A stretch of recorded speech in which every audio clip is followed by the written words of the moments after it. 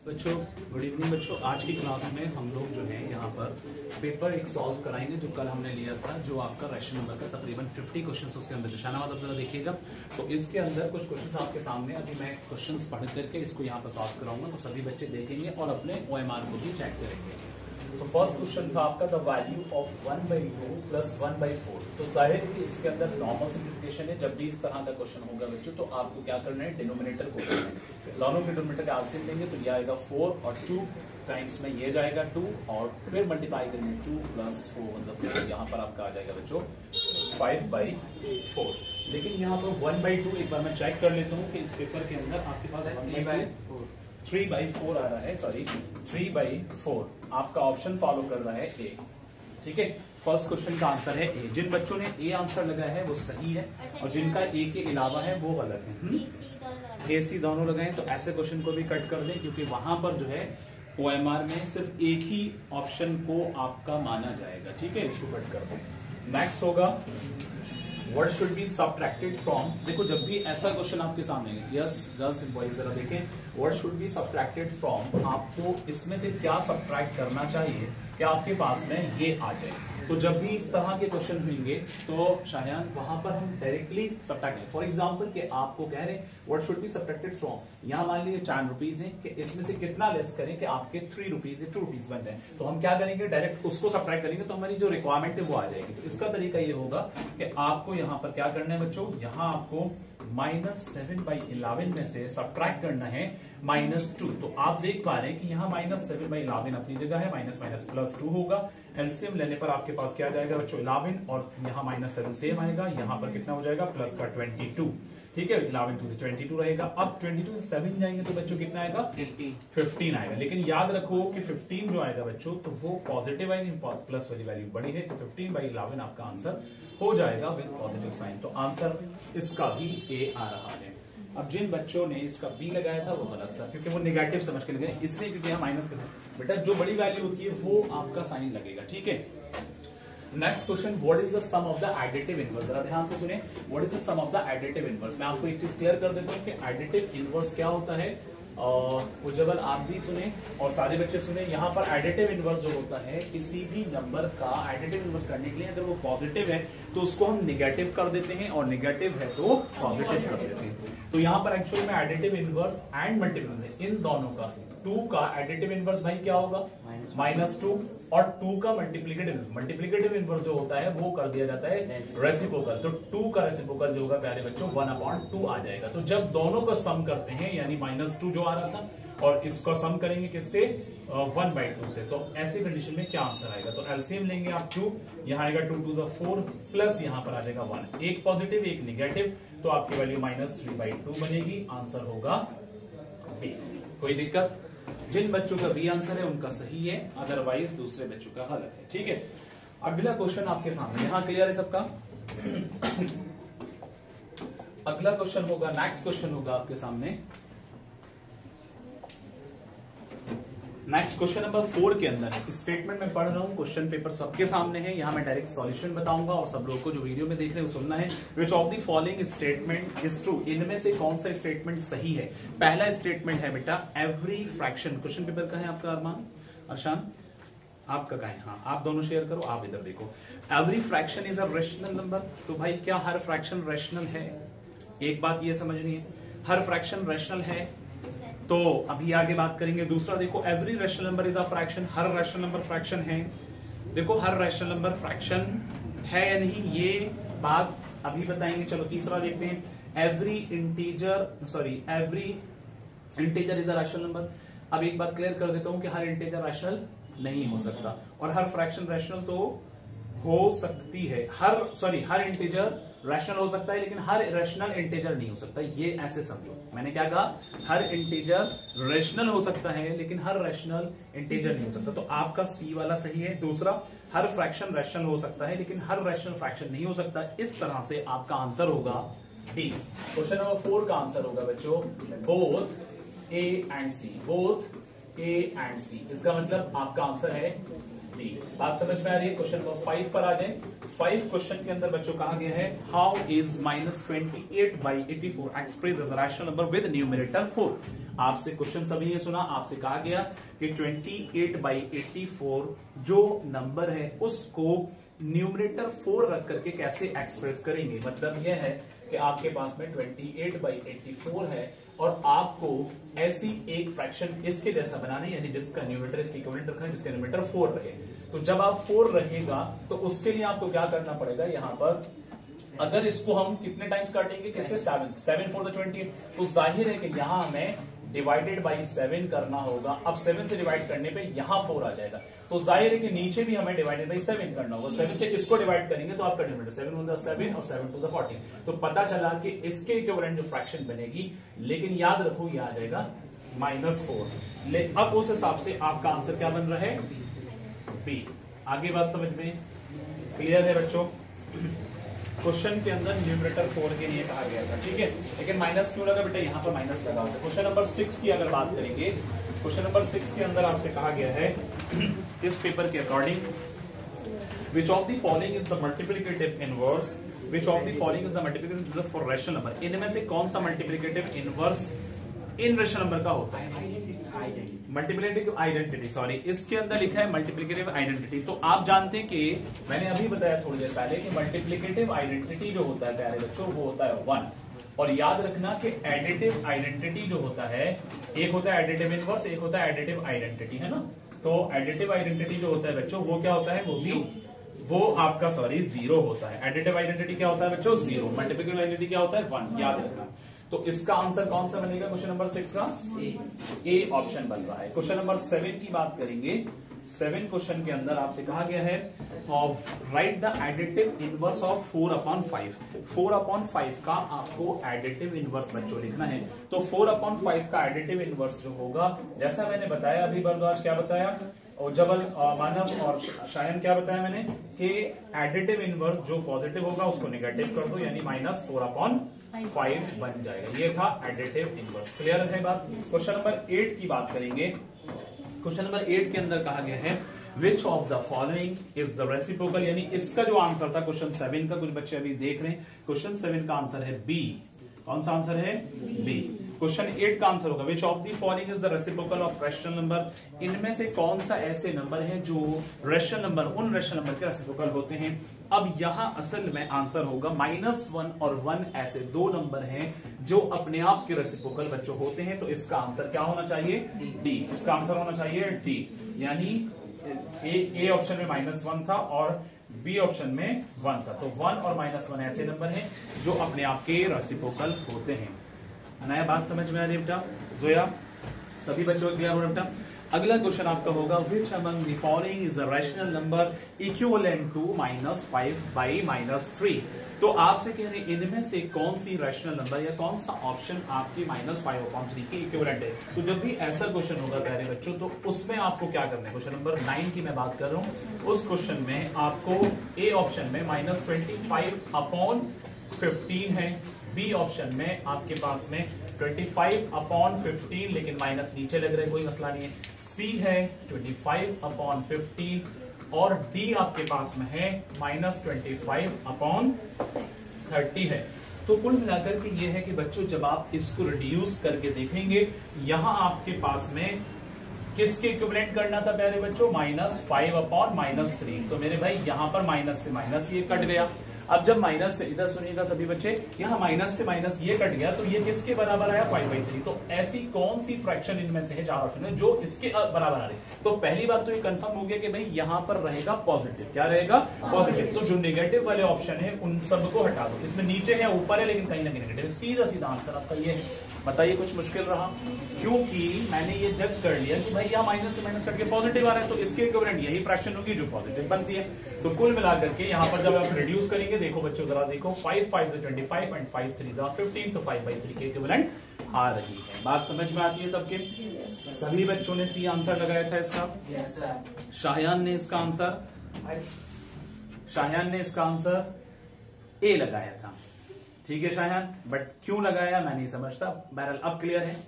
Question number 10 होगा, question number 10 होगा बेटा जरा फोकस करें। Which of the following is the multiplicative identity for rational number. अब मल्टीप्लिकेटिव आइडेंटिटी अभी हालांकि शायद ये रिपीट हो गया, मल्टीप्लिकेटिव आइडेंटिटी बताया गया था, वो होता है 1, यानी आपका आंसर इसका है ए, यानी ये होता है 1। ठीक है बच्चे, क्वेश्चन नंबर 11 की बात करेंगे।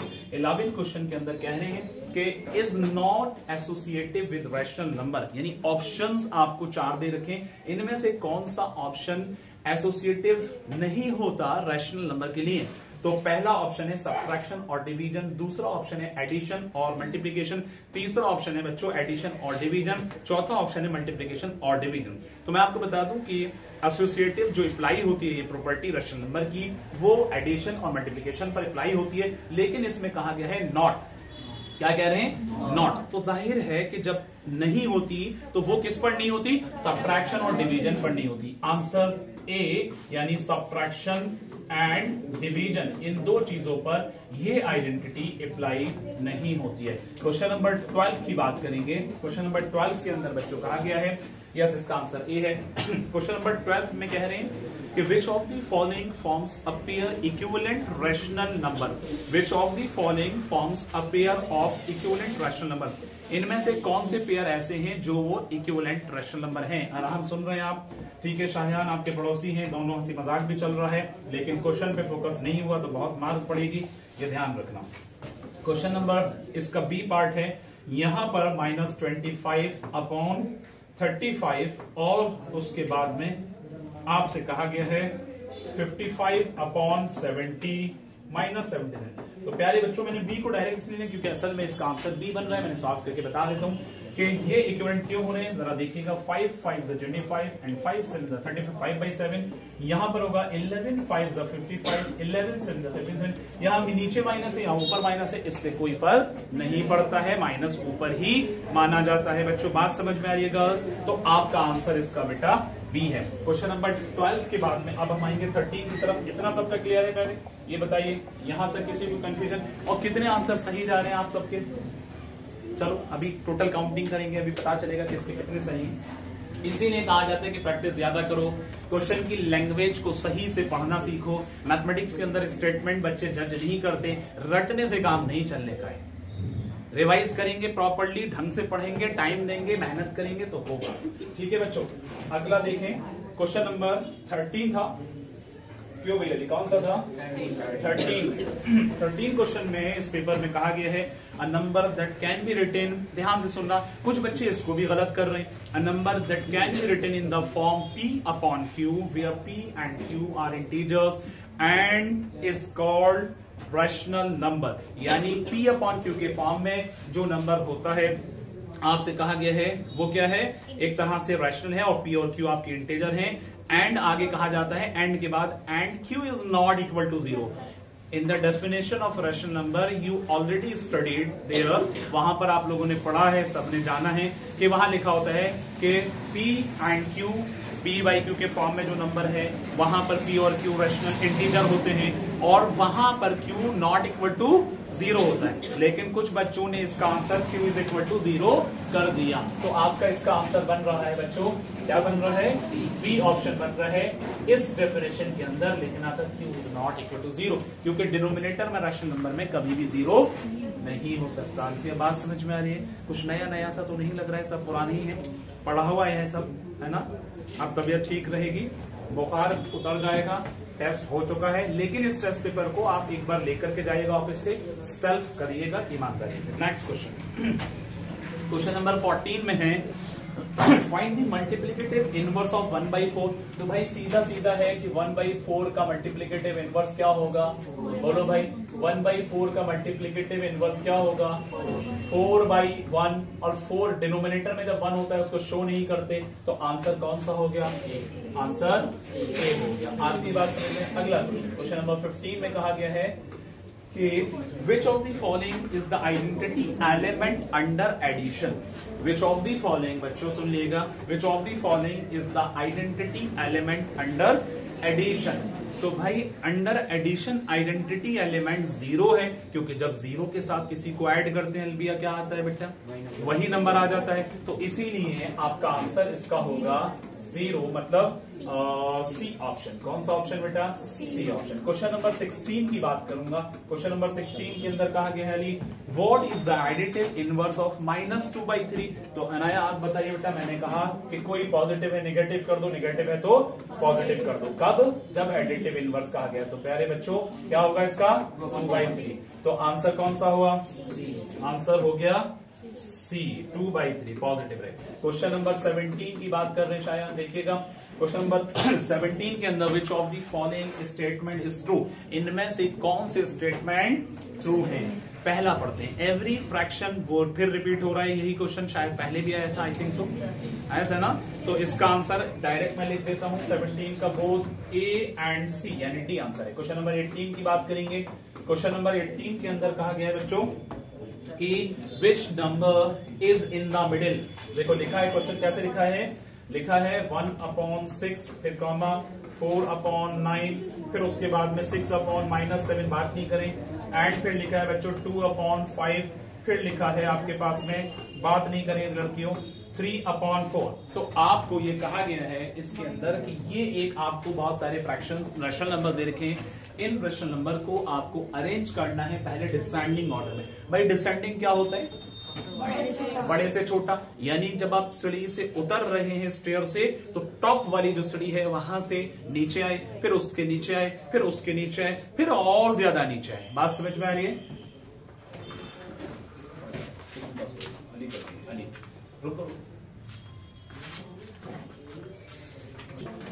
यस, अगला क्वेश्चन कौन सा था? हाँ, ये वाला क्वेश्चन था बेटा अरहान। यहां पर बहुत सारे नंबर दे रखे हैं, इसको आपको डिसेंडिंग करना है। मैं बात कर रहा था डिसेंडिंग की। तो डिसेंडिंग का मतलब क्या है? शाहनवाज, ऊपर से उतरे उस वाली कोचिंग से, ऊपर वाली सीढ़ी से उतरे और टॉप पर है, फिर उससे नीचे, फिर उससे नीचे, फिर उससे नीचे, सबसे नीचे। ये कहलाता है असेंडिंग। बड़े से छोटा, घटती हुई तरतीब, घटता हुआ दिशा कह सकते हैं। तो यहां पर जो है आपको सबसे पहले सबसे बड़े नंबर को ढूंढना है। तो प्यारे बच्चों सबसे बड़ा नंबर जो पॉजिटिव है नेगेटिव के मुकाबले में वो होगा पहली बार। तो अब इनमें से ये वाला है या ये वाला है, ये डिपेंड करता है। तो ऐसे क्वेश्चन के अंदर यहां सबसे पहले आपको क्या करना है इस तरह की सिचुएशन में कि सबके डिनोमिनेटर सेम कर दो, सबसे बेस्ट तरीका। फिर आप इसको डिसेंडिंग ऑर्डर में अरेंज करने के बाद मिडिल टर्म कौन सी बनेगी? तो इसका तरीका यह है कि सब नंबर का आप निकाल दो एलसीएम। तो यहां पर एलसीएम निकाल लेते हैं 6, 9, 7, 5 एंड 4, यही है ना सारे। तो जो नंबर बाय 2 से जाते हैं तो उसको कर लेते हैं। ठीक है बच्चों, अब इस तरह से आपका आसानी से हो जाएंगे 2, फिर उसके बाद 5, 7, 9 एंड 3। अब उसके बाद यहां पर 3 से 3, 1, 3, 3 एंड 7, 5, 1।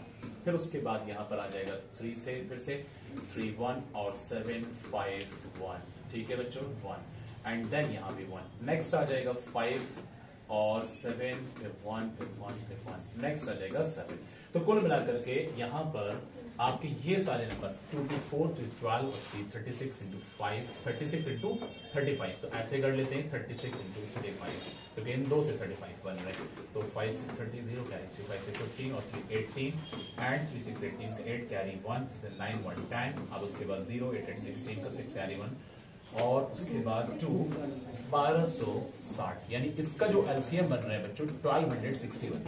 अब सवाल ये है कि 1260 जो आ रहा है एलसीएम, तो हमें पहले करना है 6 से इसको डिवाइड करना है, फिर 1 से मल्टीप्लाई। मतलब इसमें थोड़ा सा टाइम जरूर लगता है, लेकिन एक्यूरेसी रहती है बेटा। कभी भी आपका आंसर इस तरह के क्वेश्चन में अरेंज करने की कंडीशन में गलत नहीं होगा कि अरेंज करने के बाद आपका मिडिल टर्म या फर्स्ट टर्म या लास्ट टर्म कौन सा बनेगा। तो इसका बेहतर तरीका है, अब 6 से इसको काटेंगे, 6 से 12, 6 15 6। देखो 6 से काटने पर कितना आ रहे हैं 12 1 210 आ रहे हैं। तो इस 210 को 1 से मल्टीप्लाई करेंगे तो माइनस का 210, फिर कॉमा लगा करके 9 से जब इसको करेंगे बच्चों 1260 को 9 से कर लेते हैं।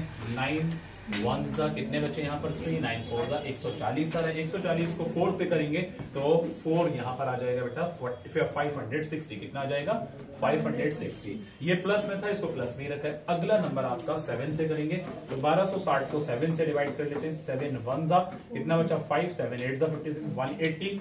तो यहां पर आपके पास में 180 आ रहा है। अब कौन सा स्टेप था ये वाला 7 वाला, तो 6 से 180 को करेंगे तो 18 6 कितना होगा बच्चों, बोलो जल्दी 6 8 यहाँ पर आ जाएगा 0, 6 8 48 और फिर 6 1 6 और 4 10, 1080 आ जाएगा, यानी 108 आएगा। ठीक है, उसके बाद में अगले स्टेप में हम जाएंगे तो यहाँ पर 5 से इसको काटेंगे 1260 को, तो आपका कितना बनेगा 5 से काटने में, लास्ट ईयर रह गया 5 2 10, 2 इधर 5 से 25 और 5 2 10। ठीक है, यहां पर मैंने किस तरह किया देख सकते हैं आप लोग, 5 2 10, 2 इधर 5 से 25, 1 इधर बचेगा 5 252 आ रहा है। तो 252 आप देख रहे हैं, इसको एक बार चेक करें कितना कितना बन रहा है यहाँ पर, 5 2 2 इधर आएंगे 5 5 तो 1 इधर 5 2 तो 252 बन रहा है, लेकिन 252 को जब इससे करेंगे तो डबल होगा, तो आपका आ जाएगा 504 आ जाएगा। सही है बच्चों। उसके बाद आगे बढ़ेंगे, आगे लास्ट 4 से इसको करेंगे 1260 को 4 से करेंगे, 4 से करेंगे 4 3 12 और 4 1 2 इधर 4 315 और 315 को 3 से करेंगे तो 945 आ जाए। कितना आ जाएगा बच्चों 945, 945 विद माइनस साइन, याद रखो। अब मैं आपको एक चीज क्लियर कर दे रहा हूं कि जितना ये रफ वर्क था इसको हटा देते हैं यहां से। ठीक है,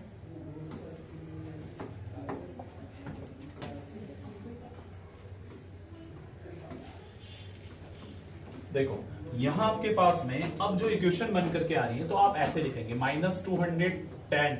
तो देखो एक चीज समझ में आती है, डिनोमिनेटर बेटा तरफ सभी लोग फोकस करें एक मिनट के लिए, डिनोमिनेटर ये सबका है, डिनोमिनेटर सबका है, तो 210 अपॉन 1260 भाई माइनस में करो, एक बार अलग करके लिख देता हूं और आसानी हो जाएगी आप लोगों को। फिर इसके बाद में 560 अपॉन 1260, फिर उसके बाद में 1080 अपॉन 1260, फिर उसके बाद में 504 अपॉन 1260, फिर उसके बाद में 900 माइनस के 945 अपॉन कितना होगा बच्चों 1260। अब जरा ध्यान से देखो कि यहाँ 1260 सबके डिनोमिनेटर है। अब आसानी ये हो गई कि आप आराम से पहचान सकते हैं कि कौन सा नंबर बड़ा है कौन सा छोटा है। तो पहले आपके पास में जो पॉजिटिव वैल्यू है 560 वाला पॉजिटिव वैल्यू देखो, एक ये है एक ये है एक ये, तो इन तीनों में सबसे आगे कौन सा आएगा भाई, 2 पॉजिटिव है, ये वाला निगेटिव था, कौन सा वाला निगेटिव था इसमें से चेक करके बताओ पेपर में। 6/7। अच्छा यहाँ नीचे निगेटिव था, तो इसका मतलब आपके पास में थर्ड वाली ये निगेटिव है, यही कहना चाह रहे हैं, तो यहाँ निगेटिव कर दिया। ठीक है, अब पॉजिटिव ये दोनों है, तो इन दोनों में से बड़ा कौन सा होगा 504 560 वाला सबसे बड़ा होगा, 560/1260 ये सबसे बड़ा है। इसके बाद 504, जरा ध्यान से देखो 504 1260, इसके बाद बेटा आपके पास निगेटिव है, निगेटिव में लेकिन ये है ये। जरा मैं एक कंपैरिजन बता रहा हूं, ध्यान से सुनना। निगेटिव के अंदर जितना नंबर बड़ा होता है उसकी वैल्यू उतनी छोटी होती है, और जितना छोटा होता है उतनी बड़ी होती है। तो भाई इन तीनों में सबसे बड़ा कौन सा है 1080, तो ये छोटा होगा है ना। इसके बाद ये आना चाहिए 1080 अपॉन 1260, फिर इससे जस्ट छोटा कौन सा है, तो ये इससे बड़ा होगा, मतलब मेरा कहना है कि ये वाली वैल्यू इससे बड़ी होगी, -945 अपॉन 1260। इसके बाद फिर क्या आएगा, इसके बाद आपका 210 वाला बचा है, वो सबसे छोटा है, तो इससे जी ये गलत लिख दिया। अरे बेटा मैं बता रहा हूं आपको, यहाँ पर रोको इसको -210 अपॉन साइड सुन रहे हैं 1260। अब उससे जो छोटा है तो वो इससे बड़ा होगा, मतलब कहने का है कि 9 माइनस का 945 अपॉन 1260, उससे उसके बाद इससे बड़ा जो होगा, मतलब इससे छोटा जो होगा वो 1080, यही कह रहे हैं 1080/1260। तो इस तरह से पता ये चलता है कि मिड वाली वैल्यू जो है ये वाली है, कौन सी है ये वाली है, और ये वैल्यू तीसरे नंबर की कौन सी आ गई है 6/7 वाली आ गई। बात समझ में आ गई, तो आपका आंसर ये वाला बनेगा 6/7, ऑप्शन के हिसाब से देखेंगे। ठीक है, फिर उसके बाद नेक्स्ट क्वेश्चन टाइम कितना है,